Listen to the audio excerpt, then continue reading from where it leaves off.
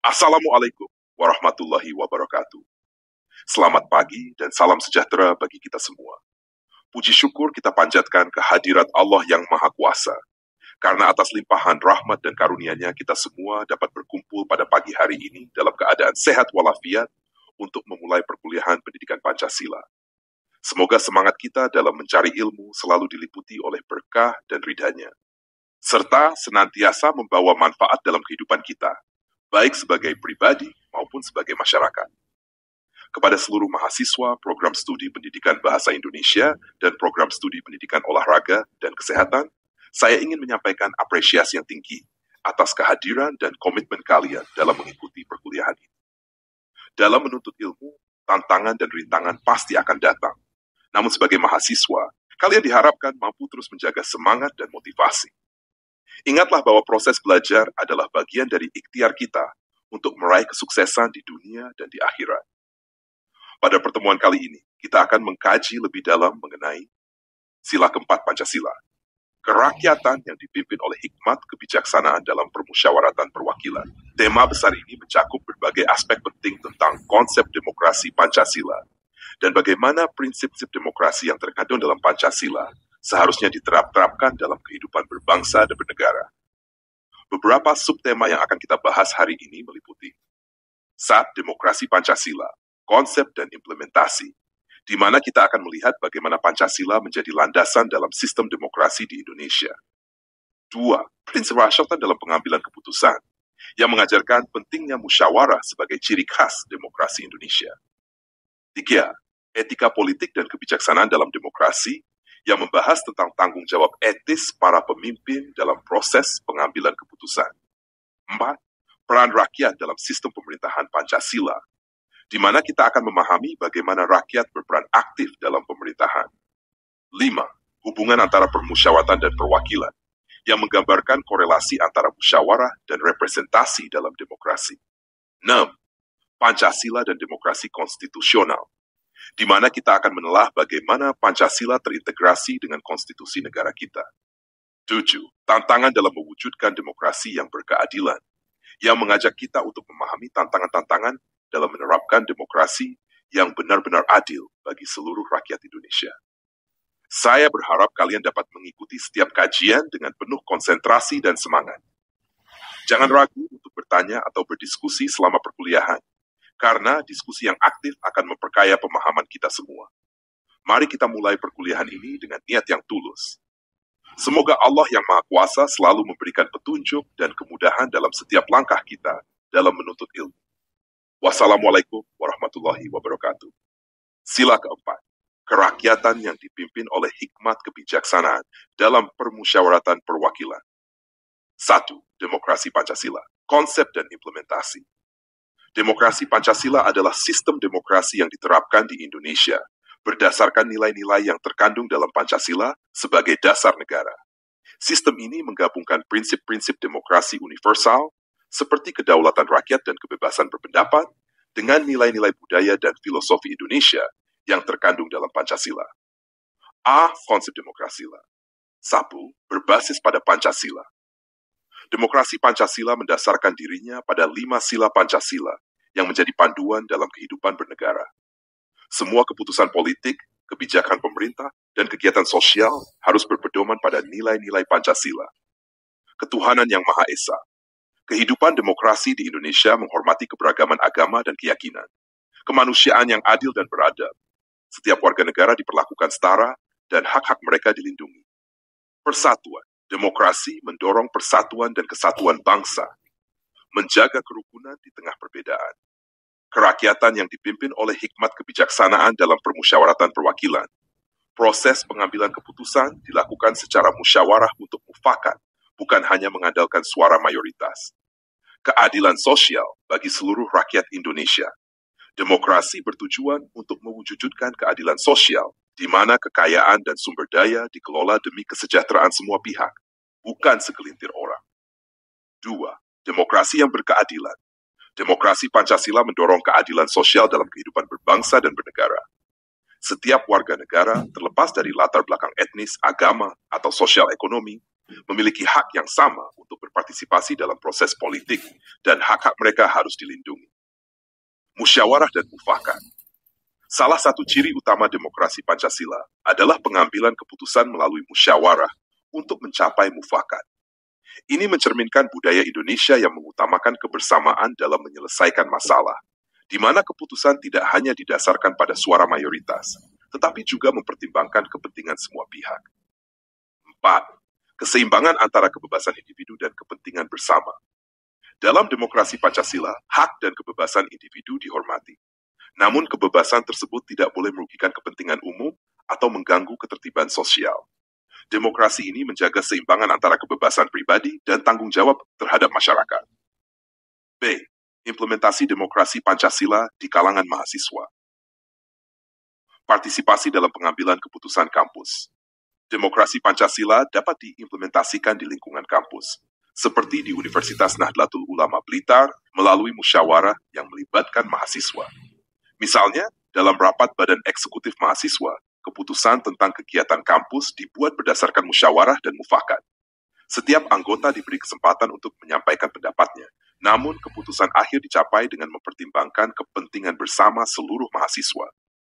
Contoh, saat Badan Eksekutif Mahasiswa Universitas Nahdlatul Ulama Blitar merencanakan kegiatan seperti seminar nasional, mahasiswa, dosen, dan perwakilan organisasi mahasiswa lainnya berdiskusi dalam rapat untuk menentukan tema, narasumber, dan detail acara. Setiap perwakilan organisasi memiliki hak untuk menyampaikan pendapatnya, namun keputusan final diambil setelah mempertimbangkan berbagai masukan dengan cara musyawarah mufakat. 2. Penanaman nilai-nilai keadilan dan persatuan di lingkungan kampus. Dosen di Universitas Nahdlatul Ulama Blitar dapat menerapkan prinsip demokrasi Pancasila dengan mengajarkan pentingnya keadilan dan persatuan dalam perkuliahan. Mahasiswa diajak untuk saling menghormati, terutama dalam diskusi kelas atau debat ilmiah, serta menekankan pentingnya persatuan di tengah keberagaman mahasiswa.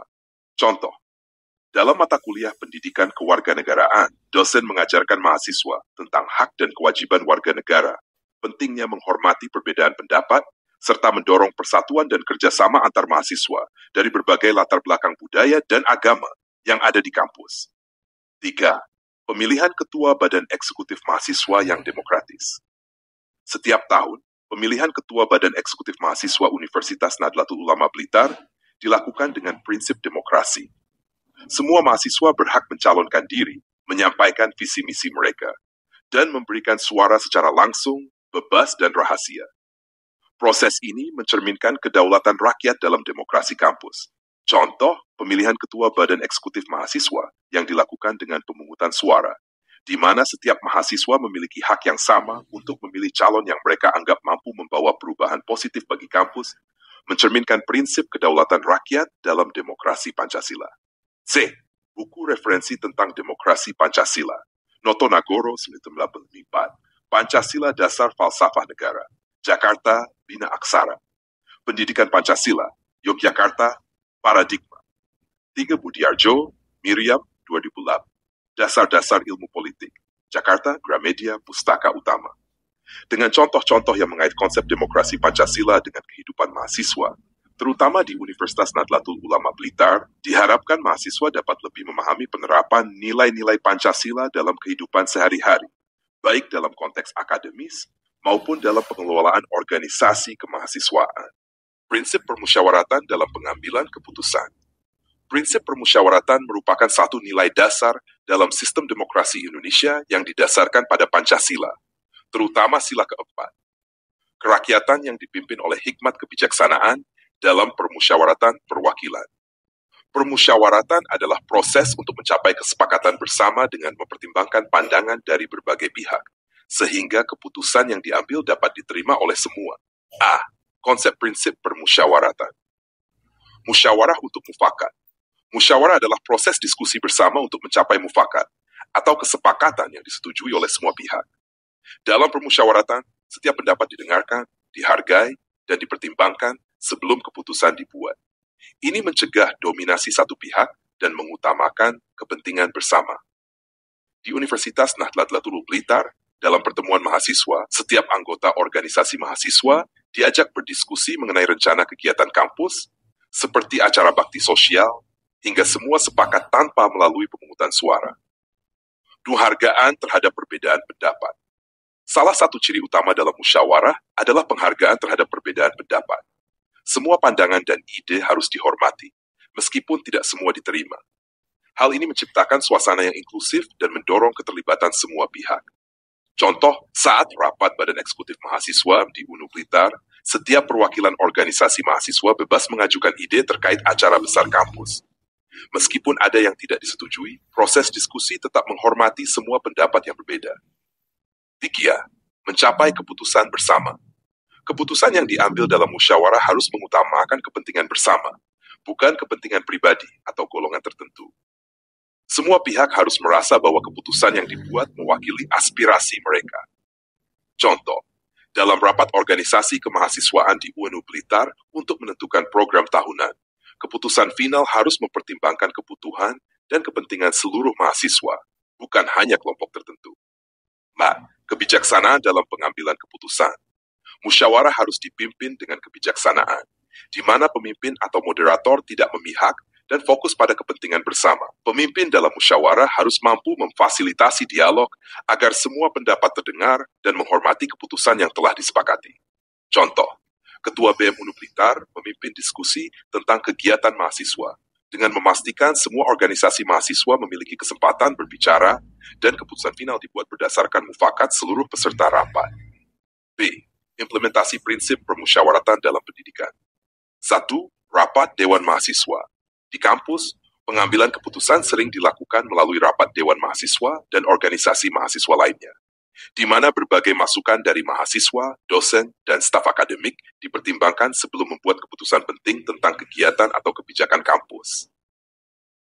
Contoh, saat merencanakan acara wisuda mahasiswa, pihak kampus bersama BEM dan panitia mahasiswa berdiskusi untuk menentukan tema dan pelaksanaannya, dengan mempertimbangkan masukan dari semua pihak terkait.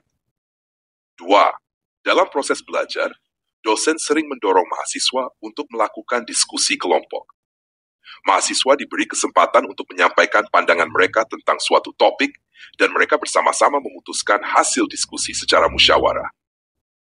Contoh, dalam perkuliahan di UNU Blitar, mahasiswa dalam kelompok diskusi menyampaikan pendapat mereka terkait solusi masalah dalam kasus studi dan bersama-sama menyepakati langkah-langkah yang akan diambil. Kegiatan organisasi mahasiswa. Dalam organisasi mahasiswa, seperti OSIS di tingkat SMA atau BM di perguruan tinggi, musyawarah untuk mufakat sering digunakan untuk membuat keputusan terkait kegiatan kampus, perayaan hari besar, atau kegiatan sosial. Semua anggota diharapkan berpartisipasi dalam pengambilan keputusan. Contoh, ketika BEM UNU Blitar memutuskan untuk mengadakan kegiatan tahunan seperti pentas seni, seluruh anggota organisasi ikut dalam musyawarah untuk menentukan tema dan format acara, demi tercapainya keputusan bersama yang bermanfaat bagi seluruh mahasiswa. C. Buku referensi tentang prinsip permusyawaratan. Sat Notonagoro 64, Pancasila Dasar Falsafah Negara, Jakarta, Bina Aksara. 2 Karik 12, Pendidikan Pancasila, Yogyakarta, Paradigma, Darajat, Zakia, 96. Pendidikan Agama dalam Pembinaan Moral, Jakarta, Bulan Bintang. Dengan menerapkan prinsip permusyawaratan dalam kehidupan kampus, seperti di Universitas Nahdlatul Ulama Blitar, mahasiswa diharapkan dapat memahami dan mengaplikasikan nilai-nilai Pancasila dalam pengambilan keputusan, baik dalam kegiatan akademik maupun organisasi kemahasiswaan. 3. Etika kebijaksanaan dalam demokrasi. Etika politik adalah serangkaian prinsip moral yang menjadi panduan dalam perilaku dan pengambilan keputusan di dalam kehidupan politik. Dalam sistem demokrasi, etika politik sangat penting untuk memastikan bahwa kepentingan rakyat diutamakan dan kebijakan yang dibuat sesuai dengan prinsip keadilan, transparansi, dan integritas. Sementara itu, kebijaksanaan dalam demokrasi berkaitan dengan kemampuan para pemimpin dan masyarakat untuk bertindak secara bijaksana, adil, dan bertanggung jawab dalam menjalankan pemerintahan. Etika politik dalam demokrasi. 1. Integritas dalam tindakan politik. Integritas berarti konsistensi antara kata dan perbuatan, serta berpegang teguh pada nilai-nilai moral dalam pengambilan keputusan politik. Seorang pemimpin yang berintegritas akan bertindak sesuai dengan janji-janjinya dan tidak terlibat dalam tindakan korupsi. Contoh, seorang ketua BEM di UNU Blitar yang berintegritas akan menjalankan program kerja sesuai janji kampanye dan memastikan setiap kegiatan kampus dilaksanakan untuk kepentingan mahasiswa, bukan untuk keuntungan pribadi. 2. Transparansi dalam pengambilan keputusan. Dalam demokrasi, transparansi adalah komponen penting agar masyarakat, termasuk mahasiswa, dapat mengetahui bagaimana keputusan dibuat. Transparansi mencegah penyalahgunaan kekuasaan dan meningkatkan kepercayaan publik terhadap pemimpin. Contoh, ketika BM UNU Blitar merencanakan sebuah acara kampus, semua informasi mengenai anggaran dan pelaksanaan kegiatan harus diumumkan secara terbuka kepada seluruh mahasiswa. 3. Akuntabilitas pemimpin publik. Akuntabilitas berarti pemimpin bertanggung jawab atas keputusan dan tindakan mereka. Mereka harus siap untuk menjelaskan dan mempertanggungjawabkan setiap kebijakan yang diambil. Contoh, seorang ketua BEM yang gagal menyelenggarakan acara besar di kampus harus siap memberikan laporan dan penjelasan kepada mahasiswa serta mencari solusi untuk memperbaiki kesalahan. 4. Keadilan dalam kebijakan publik. Prinsip keadilan menuntut bahwa kebijakan yang diambil harus mengutamakan kesetaraan dan kepentingan bersama. Tidak boleh ada diskriminasi dalam penyusunan kebijakan. Dan semua lapisan masyarakat harus mendapat manfaat yang sama. Contoh, dalam menyusun kebijakan beasiswa di UNU Blitar, pihak kampus harus memastikan semua mahasiswa memiliki kesempatan yang sama untuk menerima beasiswa, tanpa memandang latar belakang ekonomi atau daerah asal. 5. Partisipasi aktif masyarakat dalam politik. Etika politik juga mengharuskan adanya partisipasi aktif masyarakat dalam proses pengambilan keputusan. Setiap individu, termasuk mahasiswa, memiliki hak untuk menyampaikan pendapat dan ikut serta dalam proses politik. Contoh, mahasiswa UNU Blitar dapat terlibat dalam diskusi kampus dan menyampaikan aspirasi mereka kepada BEM atau senat mahasiswa untuk mempengaruhi kebijakan kampus. B. Kebijaksanaan dalam demokrasi. Keseimbangan antara kepentingan individu dan kepentingan umum. Kebijaksanaan dalam demokrasi berarti mampu menyeimbangkan antara kebebasan individu dan kepentingan bersama. Pemimpin yang bijaksana menjaga hak-hak individu sambil memastikan kesejahteraan kolektif. Contoh, dalam menentukan kebijakan kebebasan berpendapat di kampus, pemimpin BM UNU Blitar harus memastikan hak mahasiswa untuk berekspresi, tetapi juga mencegah tindakan yang dapat mengganggu ketertiban kampus. 2. Pengambilan keputusan berdasarkan data dan fakta. Kebijakan yang baik harus didasarkan pada data dan fakta, bukan pada asumsi atau tekanan kelompok tertentu. Pemimpin yang bijaksana mempertimbangkan semua aspek sebelum mengambil keputusan.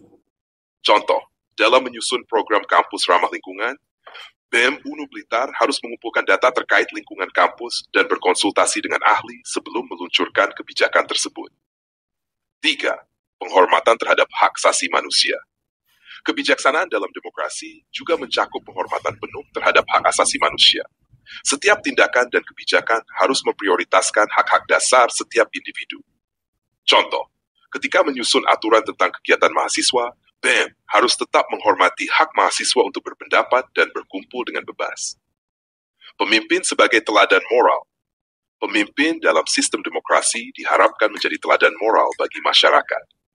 Mereka harus menunjukkan sikap yang sesuai dengan norma-norma etika dan moral yang berlaku, serta menginspirasi rakyat untuk turut berperilaku etis. Contoh, ketua BEM yang memimpin dengan kesederhanaan dan tanggung jawab moral akan menjadi teladan bagi mahasiswa lain untuk berperilaku sama dalam kehidupan kampus sehari-hari. Implementasi etika politik dalam dunia pendidikan. Pembelajaran nilai-nilai demokrasi di kampus. Kampus berperan penting dalam mengajarkan nilai-nilai etika politik kepada mahasiswa, sehingga mereka dapat tumbuh menjadi individu yang memahami pentingnya integritas, transparansi, dan keadilan.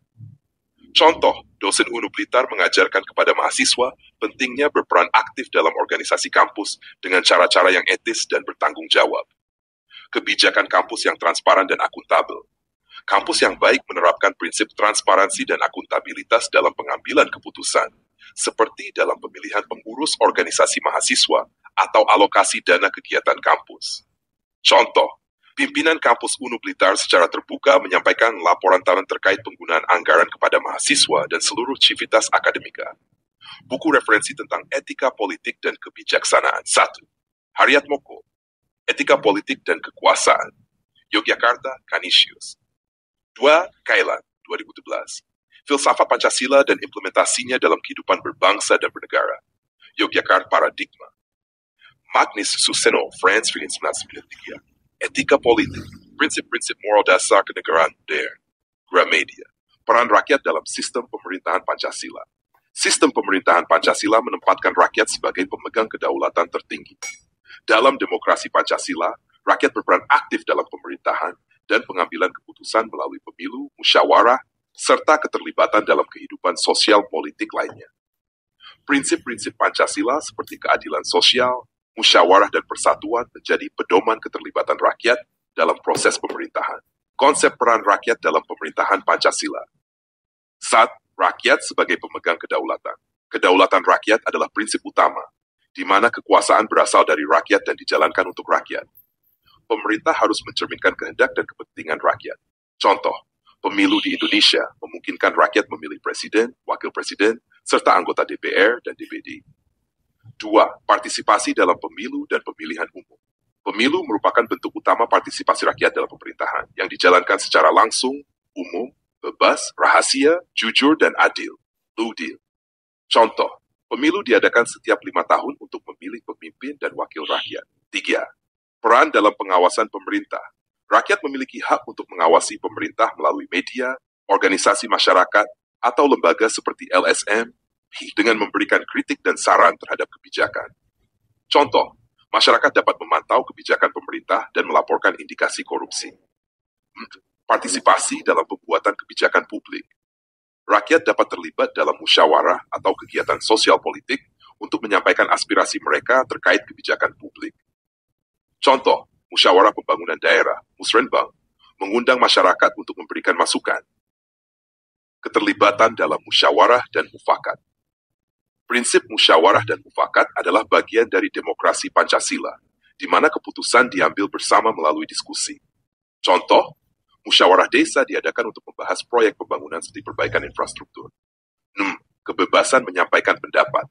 Dalam demokrasi Pancasila, rakyat berhak menyampaikan pendapat mereka secara bebas melalui media, unjuk rasa, atau forum publik.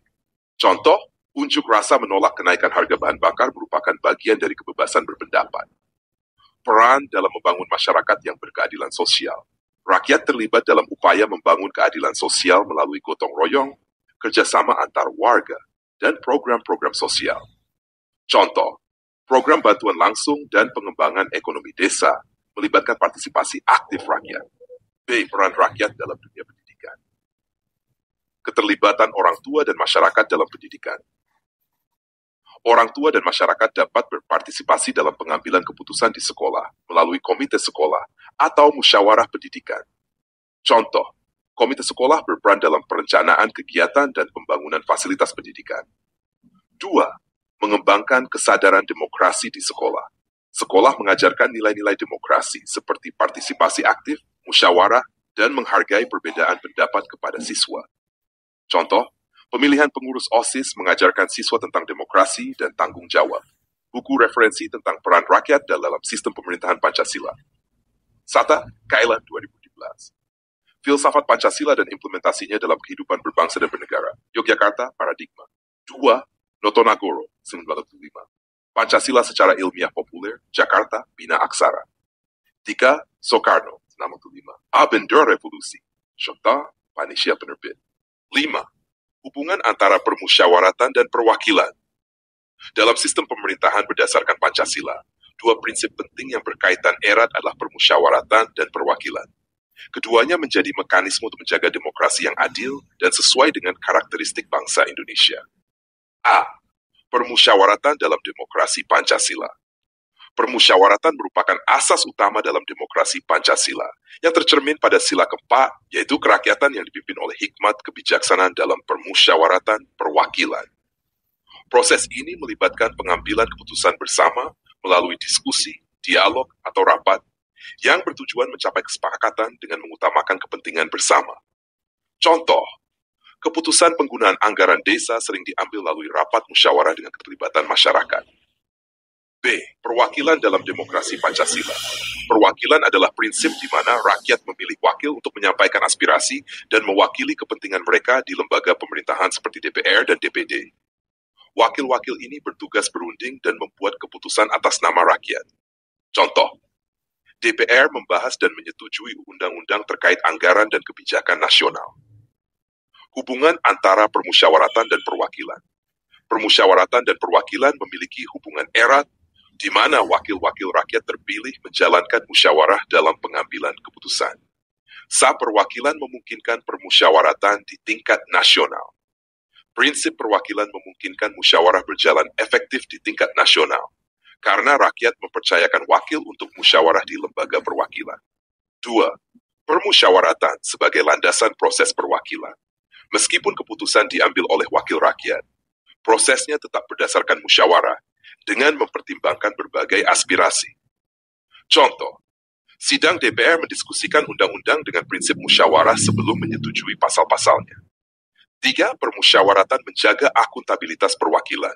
Musyawarah memastikan wakil rakyat bertanggung jawab dan memperhatikan kepentingan seluruh rakyat, bukan hanya kepentingan kelompok tertentu. Contoh, kebijakan yang ditolak oleh masyarakat perlu dipertimbangkan kembali melalui musyawarah. D. Implementasi dalam kehidupan politik, pun dan perwakilan diterapkan dalam berbagai aspek pemerintahan Indonesia. 1. Pemilihan wakil rakyat. Setiap 5 tahun, rakyat memilih wakil pemilu untuk DPR, DPRD, dan DPD. Musyawarah dalam lembaga legislatif. Musyawarah diutamakan dalam proses pembuatan undang-undang di DPR melalui diskusi antar fraksi politik. Musyawarah dalam pemerintahan daerah. Di tingkat daerah, musyawarah dilakukan dalam musrenbang untuk menentukan prioritas pembangunan daerah. Tantangan dalam hubungan permusyawaratan dan perwakilan. Beberapa tantangan yang dihadapi dalam pelaksanaan prinsip permusyawaratan dan perwakilan. 1. Kurangnya partisipasi masyarakat. Terkadang rakyat merasa tidak dilibatkan secara maksimal dalam proses pengambilan keputusan. 2. Konflik kepentingan. Perbedaan pendapat antar fraksi politik membuat musyawarah sulit mencapai mufakat. 3. Penyalahgunaan kekuasaan.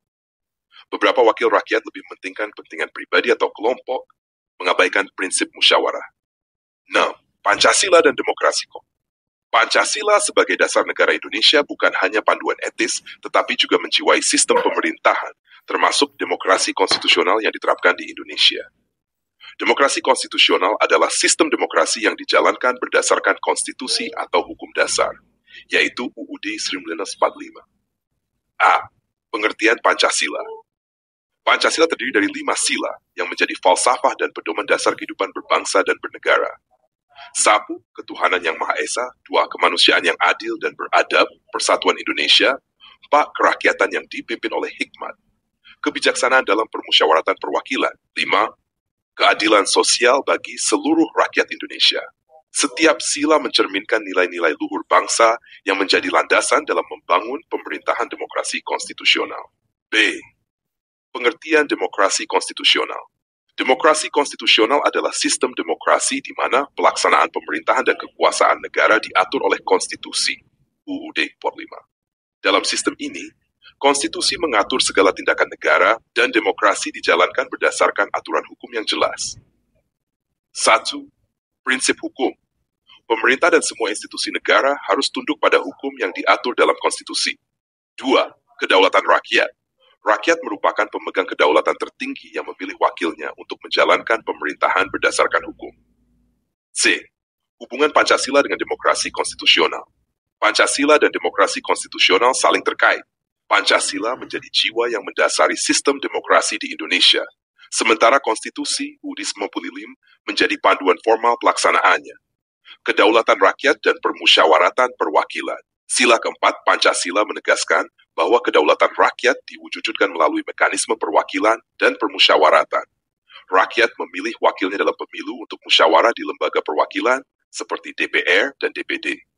Contoh, pemilu presiden dan legislatif sebagai wujud demokrasi konstitusional. Hukum sebagai panduan demokrasi. Demokrasi konstitusional menjamin bahwa semua warga negara, termasuk pejabat pemerintah, tunduk pada aturan konstitusi. Hal ini sesuai dengan nilai keadilan dalam Pancasila. Contoh, setiap undang-undang yang dibuat DPR harus sesuai dengan UUD 1945 dan Pancasila. Persatuan dan keadilan sosial. Sila ketiga dan kelima menekankan pentingnya menjaga persatuan bangsa dan menciptakan keadilan sosial. Demokrasi konstitusional bertujuan melindungi hak semua warga tanpa memandang suku, agama, ras, atau golongan. Contoh, kebijakan pembangunan dan ekonomi memperhatikan pemerataan dan hak semua warga negara. Implementasi demokrasi konstitusional di Indonesia. Pemilu, pemilihan presiden, DPR, DPD, dan DPRD adalah wujud penerapan demokrasi konstitusional, di mana rakyat memilih wakil secara langsung berdasarkan UUD 45. 2. Pembagian kekuasaan. Pemisahan kekuasaan antara eksekutif, legislatif, dan yudikatif dijamin oleh demokrasi konstitusional untuk menjaga keseimbangan kekuasaan. Perlindungan hak asasi manusia menjamin hak warga negara seperti kebebasan berpendapat dan hak mendapatkan keadilan sesuai dengan sila kedua Pancasila. Tantangan dalam menerapkan demokrasi konstitusional. 1. Korupsi dan penyalahgunaan kekuasaan. Meskipun hukum telah diatur, masih ada penyalahgunaan kekuasaan untuk kepentingan pribadi atau kelompok. Kurangnya partisipasi politik. Banyak warga yang merasa kurang dilibatkan dalam pengambilan keputusan penting. Ketidakadilan sosial. Ketimpangan ekonomi dan akses sumber daya masih menjadi masalah besar meskipun UUD 1945 menjamin keadilan sosial. Buku referensi Sabtu, Kailan, 2012. Pancasila, Pendidikan, Filsafat, dan Implementasinya. Yogyakarta, Paradigma. Dwoto Nagoro, 1975. Pancasila secara ilmiah populer, Jakarta, Bina Aksara. Ashid Jimli, Konstitusi dan Konstitusionalisme Indonesia. Jakarta, Konstitusi Press.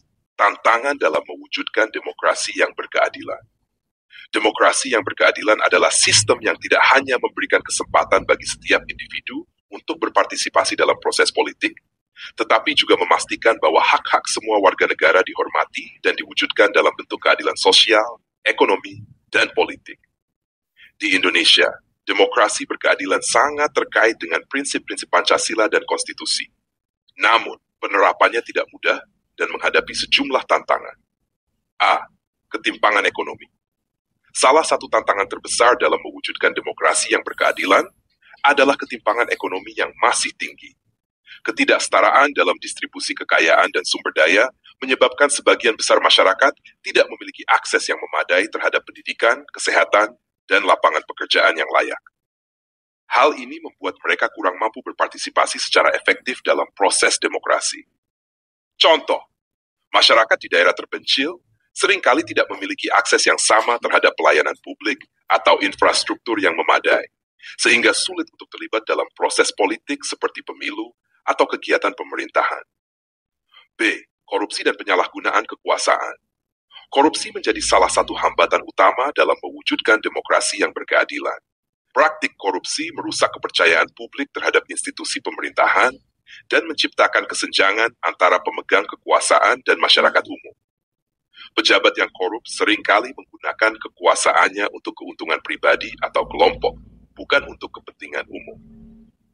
Contoh, penggunaan anggaran negara yang seharusnya digunakan untuk membangun infrastruktur atau meningkatkan kualitas pendidikan seringkali diselewengkan oleh oknum yang korup. Ketidakadilan sosial. Demokrasi yang berkeadilan juga harus memperhatikan keadilan sosial, di mana setiap individu dan kelompok masyarakat memiliki hak yang sama untuk mendapatkan kesejahteraan. Namun, di banyak negara termasuk Indonesia, masih ada kelompok-kelompok masyarakat yang terpinggirkan, baik karena faktor ekonomi, suku, agama, maupun gender. Contoh, kelompok minoritas seperti masyarakat adat atau kelompok tertentu dalam hal agama dan suku seringkali tidak mendapatkan hak-hak yang sama, baik dalam akses pendidikan, pekerjaan, maupun perwakilan politik. Kurangnya partisipasi masyarakat. Salah satu prinsip demokrasi adalah keterlibatan aktif masyarakat dalam pengambilan keputusan politik. Namun di banyak negara, tingkat partisipasi politik masyarakat masih rendah. Hal ini disebabkan oleh beberapa faktor seperti kurangnya kesadaran politik, apatisme, atau rasa tidak percaya terhadap proses politik. Contoh, tingkat partisipasi dalam pemilu bisa terutama di kalangan generasi muda yang merasa bahwa suara mereka tidak akan berpengaruh atau bahwa sistem politik sudah korup. Kesenjangan dalam akses terhadap pendidikan dan informasi. Akses yang tidak merata terhadap pendidikan dan informasi juga menjadi tantangan dalam menciptakan demokrasi yang berkeadilan.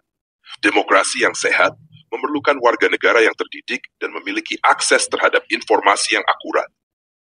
Ketika sebagian masyarakat tidak mendapatkan akses ini, mereka kurang mampu untuk membuat keputusan yang rasional dalam proses politik.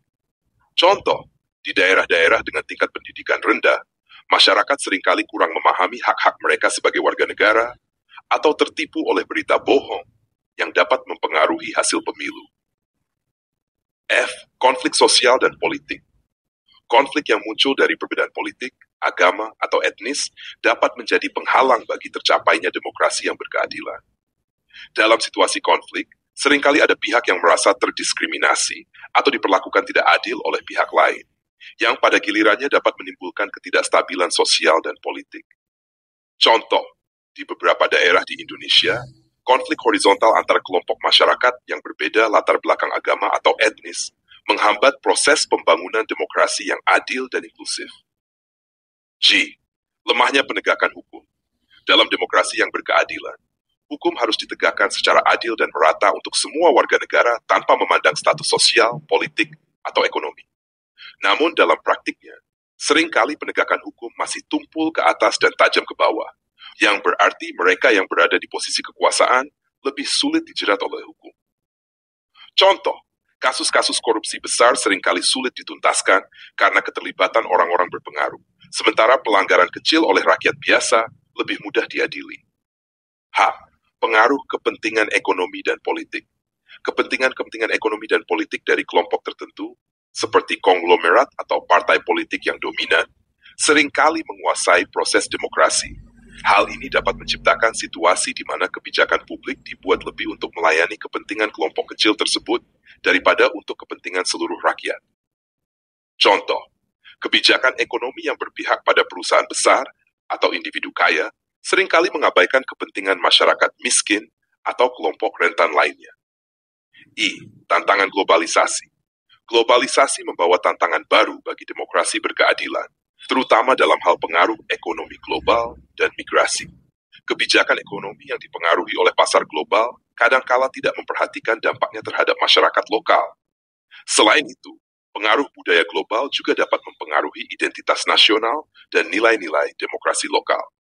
Contoh, globalisasi ekonomi dapat meningkatkan ketimpangan antara yang kaya dan miskin karena kebijakan perdagangan bebas lebih menguntungkan mereka yang memiliki akses ke pasar global. Saudara-saudara mahasiswa UNU Blitar yang saya banggakan, alhamdulillah, pada hari ini kita telah mendalami kajian penting tentang sila keempat Pancasila yang menegaskan prinsip-prinsip demokrasi yang berkeadilan dan kebijaksanaan dalam negara kita. Kita telah membahas berbagai aspek, mulai dari demokrasi Pancasila, konsep dan implementasi, yang merupakan wujud khas demokrasi di Indonesia, hingga etika politik dan kebijaksanaan dalam demokrasi, yang menjadi fondasi moral dalam pengambilan keputusan.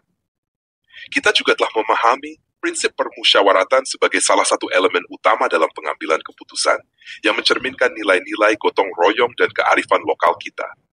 Tak lupa, peran rakyat dalam sistem pemerintahan Pancasila menjadi pengingat bahwa seluruh kebijakan negara sejatinya bertujuan untuk kesejahteraan rakyat melalui hubungan yang harmonis antara permusyawaratan dan perwakilan.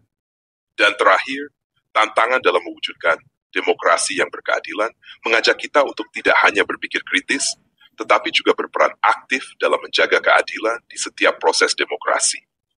Semoga pembahasan ini bukan sekadar wawasan, melainkan menjadi inspirasi bagi kita semua untuk terus berkontribusi positif bagi bangsa dan negara. Ingatlah bahwa pendidikan adalah kunci utama dalam membangun demokrasi yang sehat dan berkeadilan. Jadikan setiap langkah dan ilmu yang kalian tempuh sebagai ladang pahala dan usaha dalam membangun Indonesia yang lebih baik. Tetaplah semangat dalam belajar, karena di tangan kalianlah masa depan bangsa ini akan dititipkan. Kalian adalah generasi penerus yang diharapkan mampu melanjutkan perjuangan bangsa, menjaga Pancasila, dan menerapkan demokrasi yang berkeadilan di segala lini kehidupan. Mari kita tutup kajian ini dengan doa, agar Allah SWT senantiasa membimbing langkah kita dalam meraih ilmu yang bermanfaat dan meneguhkan hati kita dalam jalan kebaikan. Allahumma inni as'aluka ilman nafi'an wa rizqan thayyiban wa amlan mutaqabbalan. Ya Allah, aku memohon kepadamu ilmu yang bermanfaat, rezeki yang baik, dan amal yang diterima di sisimu. Semoga Allah SWT melimpahkan rahmat dan hidayahnya kepada kita semua, memberi kemudahan dalam setiap langkah perjuangan kita, serta mengangkat derajat kita sebagai insan yang berilmu dan beramal. Teman-teman, terima kasih telah menonton video ini. Semoga bermanfaat bagi kita semuanya. Amin, amin, ya rabbal alamin. Ini kita akhiri. Wassalamualaikum warahmatullahi wabarakatuh.